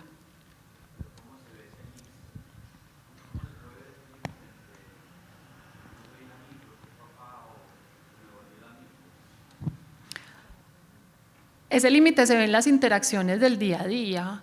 Uno se encuentra situaciones en las que los papás, cuando empiezan a buscar esa amistad y empiezan a correr como ciertos asuntos de principios, de valores, de ser condescendientes con cosas que no deberían ser, de no darle importancia a ciertas cosas que de pronto sí lo son, porque hay un temor de perder el agrado, la popularidad, ese rol. Ahí uno se empieza a dar cuenta que me estoy de pronto extralimitando en esta función. Es que uno, para ser papá, tiene que ser capaz, que es diferente a los amigos, eso se logra ya en amistades muy maduras, que también se logra, pero es que ser papá implica asumir la impopularidad de hacer y decir muchas cosas que no son chéveres de escuchar, pero que son necesarias para educar, para sostener, para cuidar. A ti. Buenas noches. Buenas noches. Bueno, mi pregunta va más hacia saber cómo se ve en realidad pues en la vida real esa corregulación emocional. Pues en la vida práctica, ¿cierto? Somos personas también, seres humanos, que obviamente hay cosas que de parte de nuestros hijos a nosotros también nos producen ciertas emociones de incomodidad, de rabia, que pues en el momento de pronto uno no las puede aceptar, o también pues tiende uno como a caer en esa misma emoción, como decías tú ahora. Entonces, en la realidad, ¿cómo se debe? Así como nos mostraste, por ejemplo, cómo se ve la ecuación de un límite, cómo se vería la ecuación de una corregulación emocional. Pues yo lo pregunto porque hay niños, pues, o específicamente aquí, pues en mi caso, hay momentos donde el niño no le gusta escuchar tú estás bravo, tú estás frustrado, o de pronto, bien, vamos a respirar, yo te ayudo, no. Entonces, digamos, ¿cómo se vería esa ecuación real? Esa ecuación se vería, primero que todo, mira que esa corregulación empieza en el sentido en el que yo no me sintonizo con esa emoción del niño, ¿cierto? Cuando yo ya vengo a abordar o acompañar esta frustración, esta rabia que tiene, y lo estoy haciendo desde, ven, respiremos, así no, el niño no quiere respirar, así no te quiere oír, así no quiere oír que está frustrado, que está bravo, no te quiere oír todavía, o no es capaz de hacerlo todavía, más adelante sí lo va a hacer, pero ahí empieza, ¿cierto? Si no hay nada para oír, ok, se da el espacio, si es en condiciones seguras, lógicamente, que termine como con su rabieta, y cuando se baje, como yo no he perdido mi regulación, ya me acerco y tengo la conversación. Pero en primera medida sería no engancharme ni sintonizarme con esa misma emoción que el niño está teniendo, porque le estoy mostrando que ante momentos de frustración, porque tú le puedes ahí señalar, inclusive, mira, mamá también estuvo frustrada, mamá le da impotencia cuando te vi así y no puede hacer algo distinto para ayudarte. ¿Cómo lo podemos hacer distinto los dos la próxima vez que nos estemos sintiendo de esta manera? Listo, gracias. A ti. Buenas noches para todos. Yo realmente tengo 2 preguntas, pero quiero empezar con un caso cotidiano. Digamos que estamos en un parque, hay 3 amigos de mi hija, digámoslo así, son 3 niños, y resulta que uno de los niños, aunque ya hay confianza, se conocen, ya llevan largo tiempo pues de socializar, llega y arrebata algo y genera daño a uno de los niños. Y los papás están presentes, pero resulta que ese niño que todo lo quiere tener, que nunca ha tenido el límite, no se encuentra por parte de los papás del niño que ocasionaron el daño, que de pronto le pongan el límite en el momento, hey, mira, lo que estás haciendo está generando un daño a tu amiga, ¿cierto? Y resulta que hay un papá que está afectado porque su hijo está lastimado, que no sabe tampoco cómo reaccionar ante un hijo que es ajeno, es decir, yo como le digo a ese niño, acabas de lastimar a mi hija o acabas de lastimar a la niña o lo que sea, sin dañar de pronto, sin cruzar esa barrera, ese límite de que es que el que te tiene que decir eso es tu papá, no yo, pero yo estoy herido porque es que adicional de eso soy papá y necesito que mi hija se sienta respaldada de que tiene un papá que la está protegiendo. Ajá. Entonces como que, ay, no pasa nada, no está bien el hecho, como tú lo mencionabas ahora, de hacerla ir y huir del problema. Pero tampoco está bien tú como papá asumir la responsabilidad de regañar al niño, que el papá está presente, está observando todo. Sí. Entonces yo cómo le doy esa confianza a mi hija de que conmigo puede confiar, de que se sienta segura sin que yo dañe allá ni dañe acá. Mira que ahí tiene que ver un poco ahorita cuando mencionaba que criamos más solos, o sea, antes a uno lo podía regañar el vecino, de pronto se extralimitaba, ¿cierto? Pero yo te voy a cambiar la pregunta, si esta misma situación ocurre en un parque con un niño que no es hijo de un conocido tuyo y está maltratando a tu hija, ¿tú intervienes? Por supuesto. ¿Por qué no poder pensar en que es posible intervenir desde una manera asertiva? ¿Cierto? Yo no voy a asumir la responsabilidad de mamá de poner una consecuencia en el niño, yo no voy a asumir la responsabilidad de regañarlo o de ponerle, pues, no sé, el castigo que sea o la consecuencia como le dijo antes, pero sí puedo tranquilamente, pues con calma, ponerme a su nivel, decirle, Miguel, Natalia, Benjamín, Jerónimo, ¿cómo se llama? Para lo que estás haciendo hace sentir mal a Julieta, por decirlo de alguna manera. ¿Eso puede tener alguna consecuencia en la relación con los papás? De pronto. No lo hablo más de la relación entre los que de pronto se conozcan, es indiferente, puede que se conozcan o no, es como ese bebé se siente respaldado por su papá que fue lastimado. Sí, pero aquí estamos hablando también de cómo de esa angustia tuya, de cómo tu hija se puede sentir respaldada por ti. Sí. Entonces, ¿por qué no pensar en hacer eso? Porque si un extraño lo hace, yo sí puedo ayudar a mediar.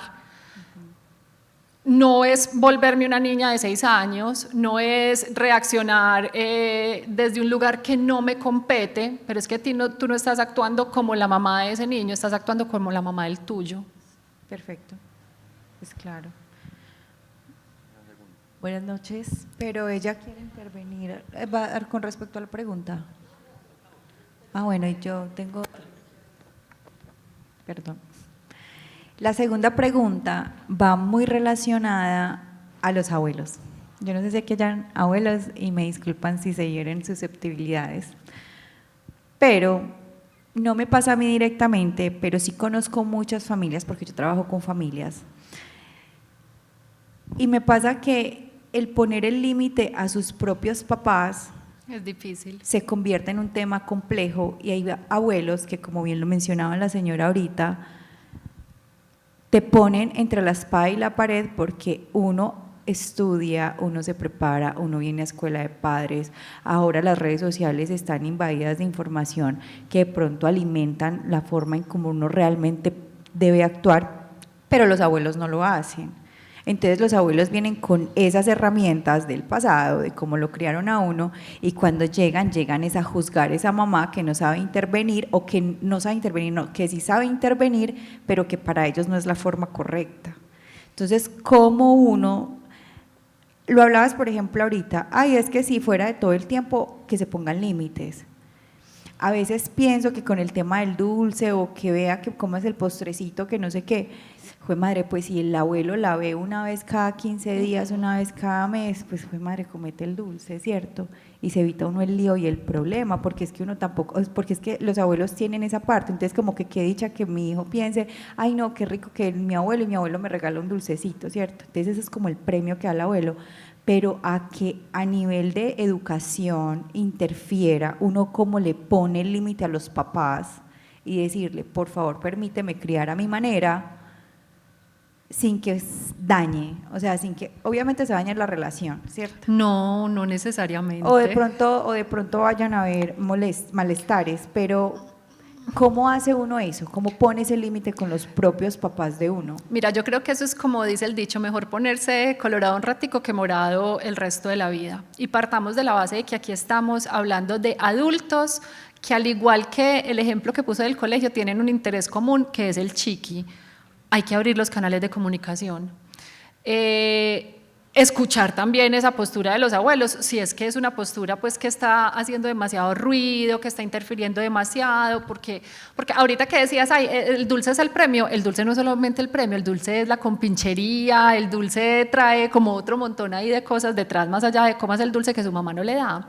Pero partamos de ahí, de que somos adultos, que nos morimos de amor por estos chiquitos y que estamos buscando cómo hacer lo mejor posible, y se vale decir cosas como estas, yo te agradezco en el alma y me encanta que ames y adores a mi hijo, pero te pido que con esto, busquemos cómo sintonizarnos. ¿Se levantará una ampollita? Puede que sí. Conozco muchos casos en los que no. Conozco muchos casos donde hay una apertura absoluta porque está esto de base y es el amor profundo por el chiqui, ¿cierto? Pero las conversaciones bien tenidas llevan a todas partes. Muchas gracias.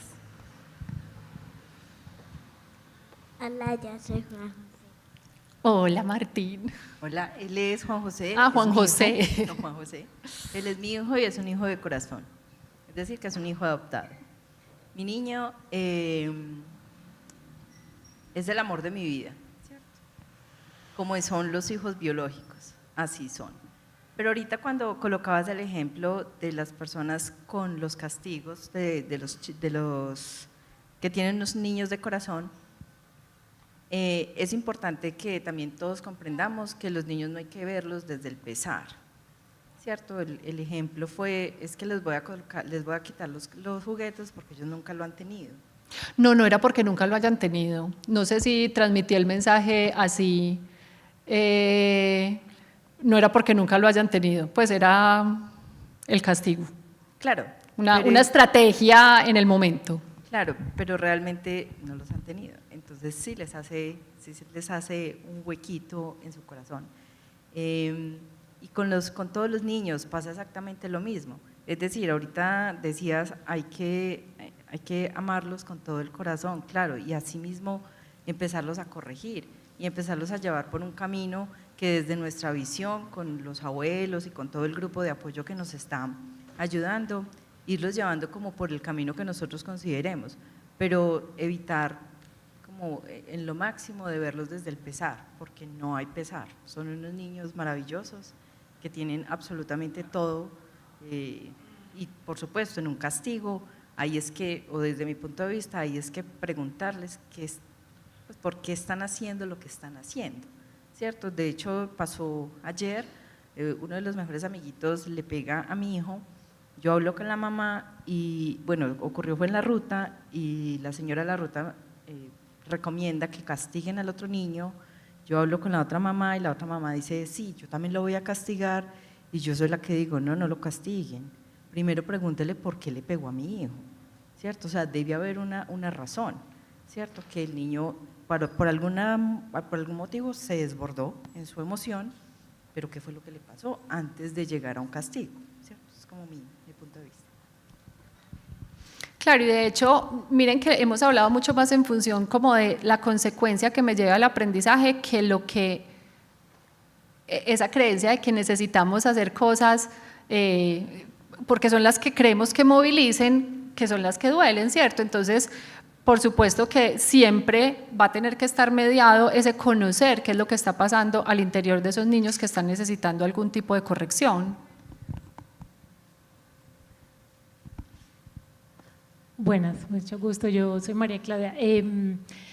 Vi una cosa que me gustó mucho, pues ya había tenido la oportunidad de escucharlo, lo de la neurona en espejo, pero a mí me gusta como también cómo se espejea uno, qué veo en esa pataleta que también hay en mí, ¿cierto? O sea, porque es que cuando yo veo a mis hijos, yo tengo uno de 16 y uno de 4, o sea, son dos extremos y ha sido… Dos mundos. Dos mundos y muy interesantes.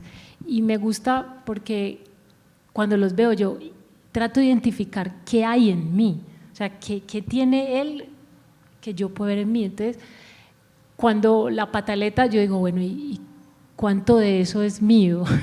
¿Cierto? ¿Cuánto de eso hay en mí? Y yo creo que eso también le ayuda mucho a uno como a regular cuánto de eso hay en mí o en mi esposo o qué sé yo. Pero yo creo que por encima de eso, como voy a decir alguna experiencia que puede ser muy primaria de lo que me pasa en esos momentos críticos. Como yo lo identifiqué y muchas personas aquí lo hemos identificado cuando llega del trabajo, usted pues, ha trabajado 12 horas, bueno, en fin, todas esas cosas que le pasan a uno, yo creo que lo más importante es comer. Pues sí, comer, llegar, hacer un break, mi amor, me voy a poner la pijama y ya en un tanto ya voy a ser mamá, no te preocupes. Y como y me tomo un fresco y así, y ahora sí a criar, ¿cierto? Porque a veces uno cuando no suple lo básico que es ir al baño, comer, hacer esa transición de esa cosa que viene usted a hacer, lo que sea que estaba haciendo, se hace más difícil llevar ese momento que se vuelve crítico. No, paremos, como hacer como ese switch y ahora sí. Y yo creo que eso ayuda y saber cómo nos repartimos. No solo ayuda, es supremamente necesario. Y cómo nos la partimos, es decir, tú le vas poniendo la pijama y yo, o sea, porque a veces pasa y toca decirlo, a veces la crianza se va muy replegada a esa mujer que le toca llegar después de 500 horas de trabajo, ha llegado dura carga y bueno, ¿y cómo nos repartimos? Porque así es más fácil corregir, castigar, espejearse, premiar, acompañar, ¿cierto? Porque, ¿cierto? Pues como esa conciencia superior supliendo lo básico, comer, tomar el aire, hacer el switch de lo que venía haciendo para poder acercarme, ¿cierto? Y no traerme todo eso que yo traía, bueno del día, no tan bueno, y a ver cómo le hago, ¿cierto? Porque yo creo que lo más importante es primero comer, comer para poder criar. No, en serio, suena gracioso, pero eso es como una estrategia que yo he podido identificar dentro de mis, ¿cierto? De mis vicisitudes de la crianza. Pero mira que tiene todo el sentido porque es que, y no es solamente comer, es poder hacer como otro montón de cosas. Pues comer como entender ese concepto, sí, ¿cierto? Y es entender que es que, o sea, para poder yo estar en sintonía y poder ayudar a regular ciertos momentos y acompañar, bueno, y criar en general hay unas necesidades básicas mías que ojalá puedan estar cubiertas. De hecho, mencionas algo muy lindo y es eso como de me tengo que atender yo antes, por algo están en los aviones, primero usted como adulto se pone la máscara y después rescata al niño. Yo alguna vez en una experiencia de llevar un viaje de niños, me acuerdo que a la hora de la comida, todas las profes dejamos que los niños pasaran y los guías nos dijeron, no, ustedes pasan de primeros. Pues ¿cómo? Los niños primero. No, es que si tú no estás bien, el niño no va a estar bien. Y esto requiere mucha energía, mucha actividad y necesitamos que estés bien. Y eso hay que aplicarlo como al resto de la vida. Así suena demasiado poético y demasiado hermoso. Hay los retos del diario que implican que uno busque esos espacios, pero es ¿qué tengo que garantizar yo de mí para poder estar pues con mis necesidades personales para poder entregarme a lo que el otro necesita? Eso es.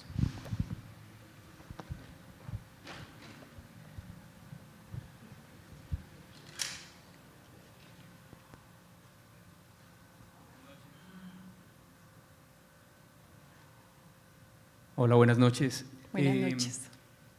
Es una pregunta pues, que se da como con cierta frecuencia y es ese no fulminante.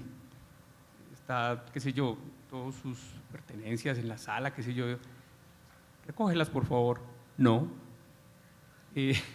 No.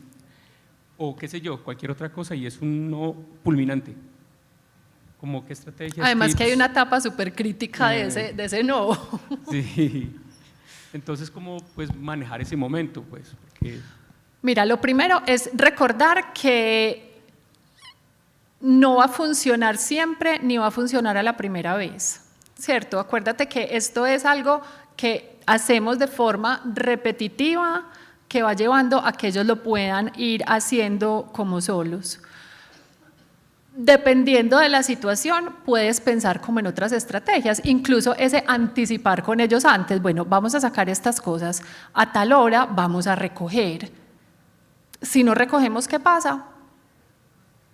Que sepan desde antes, ¿cierto? Llegó la hora, ay, no quiero, no, se puso furioso, listo, yo no me engancho con esa bravura, pues recojo las cosas y asumiremos la consecuencia que tenga que ver con eso que se definió que no se va a hacer, pero mira la importancia de darle contexto y de anticiparlo para que haya como esta secuencia de lo que va a ir sucediendo en ese espacio.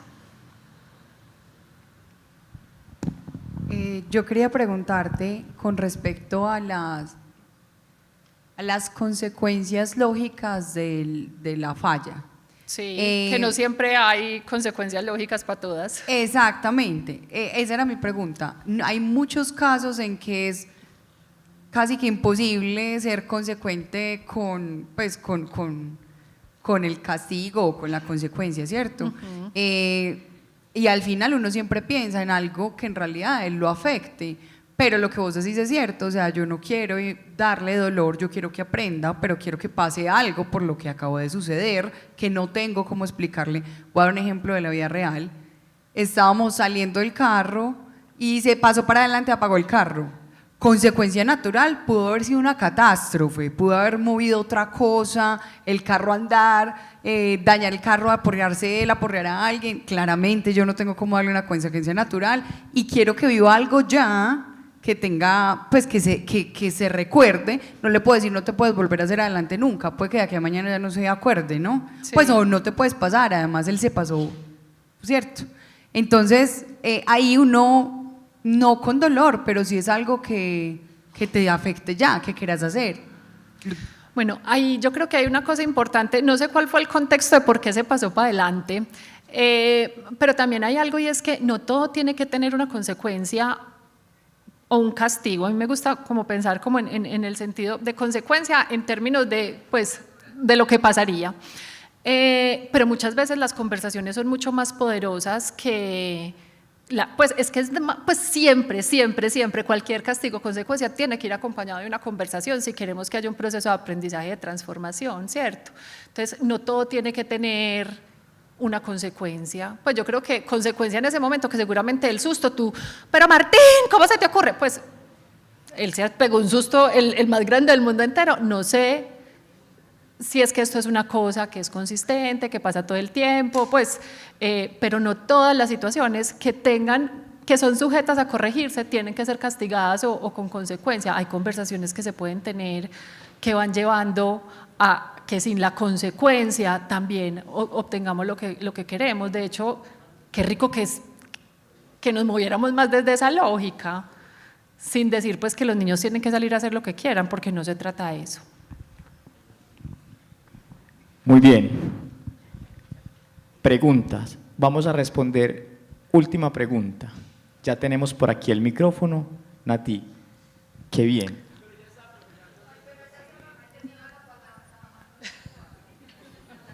Nos permitimos 2 respuestas más. 2 respuestas más. Yo Nati, estoy aquí tranquila. 2 respuestas más. La mía es rápida.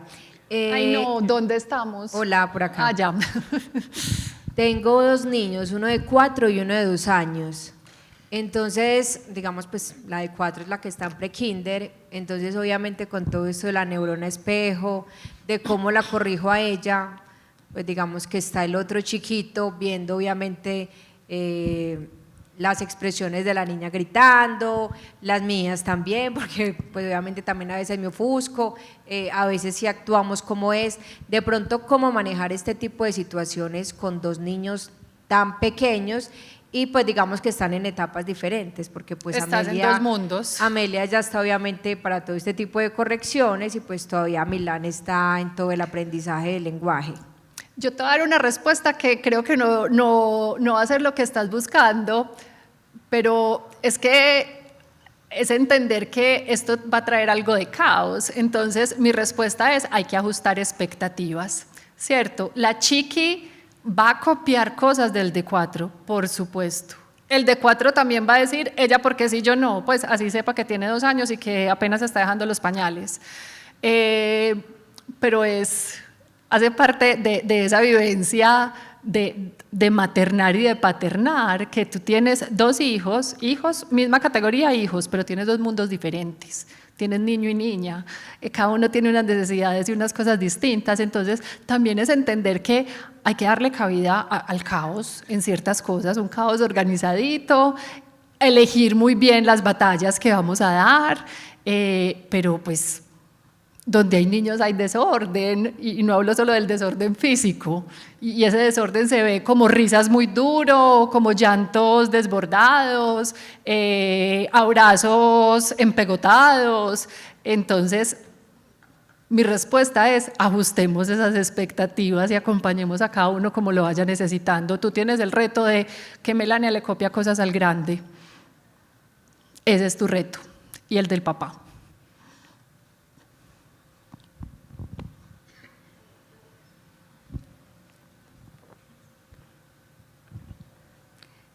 Bueno, yo tengo un caso diferente, yo tengo unos mellizos de 5 años, uno muy tranquilo, otro no tanto, y digamos que claramente estamos llenos de un montón de información respecto a la crianza, las herramientas que tenemos que tener, pero creo que cuando llegan los momentos de verdad a veces se nos agotan como esas herramientas.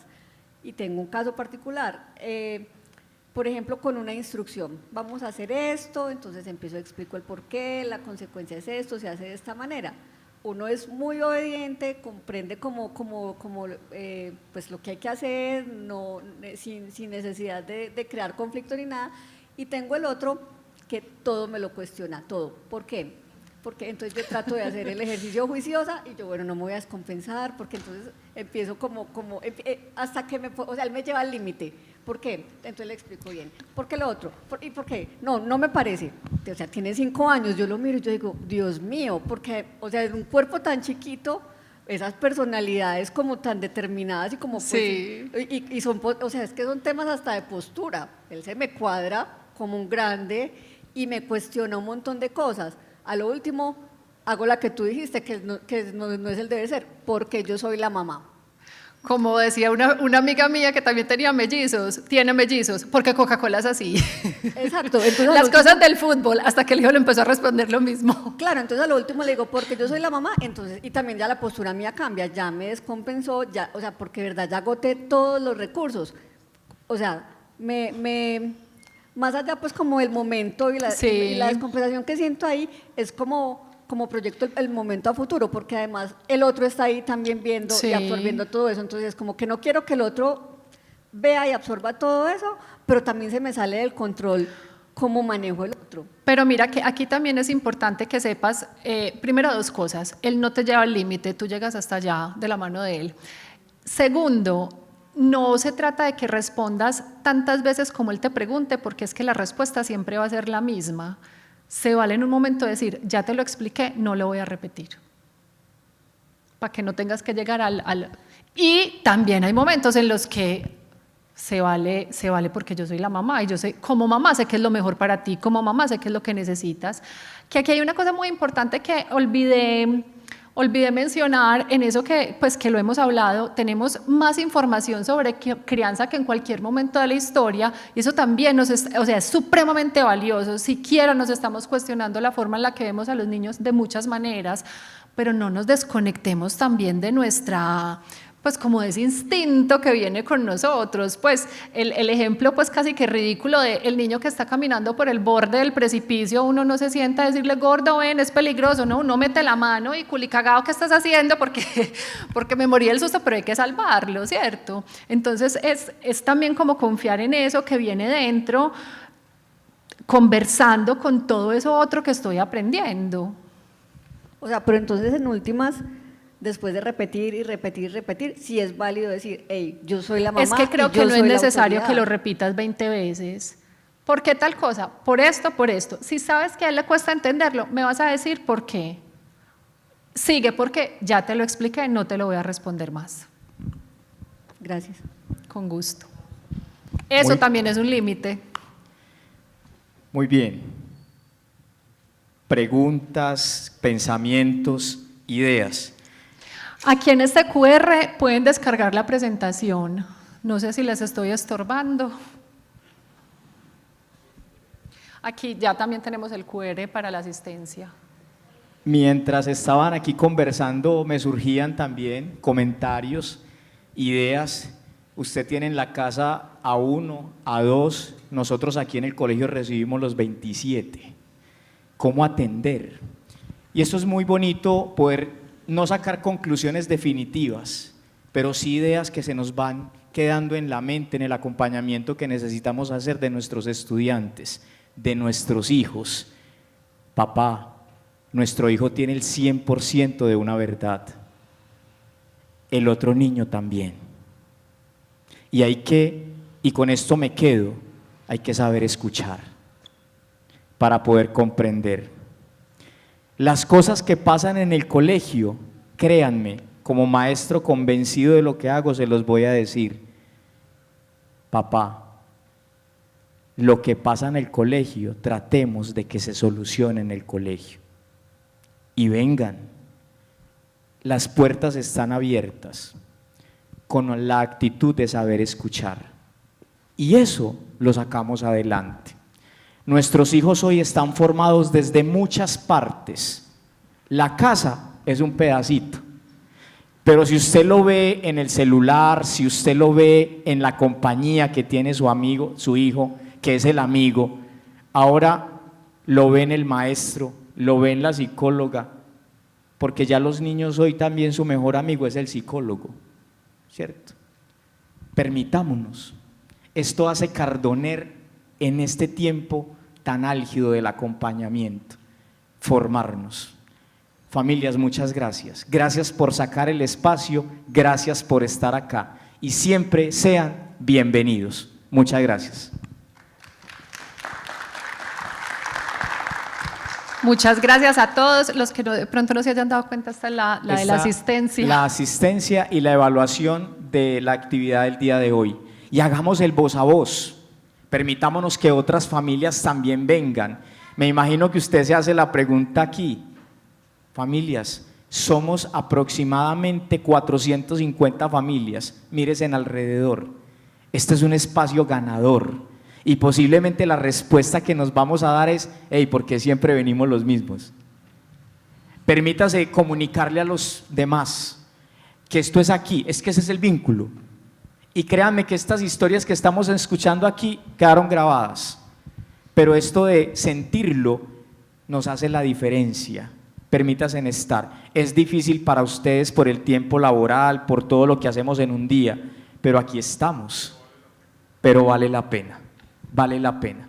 Esperamos de verdad nos permitan la calificación, nos permitan su asistencia y hagan el voz a voz, que sean muchos más los que puedan estar cada vez en este proceso de formarnos para acompañar mejor a nuestros hijos. Muchas gracias y que lleguen bien a casa.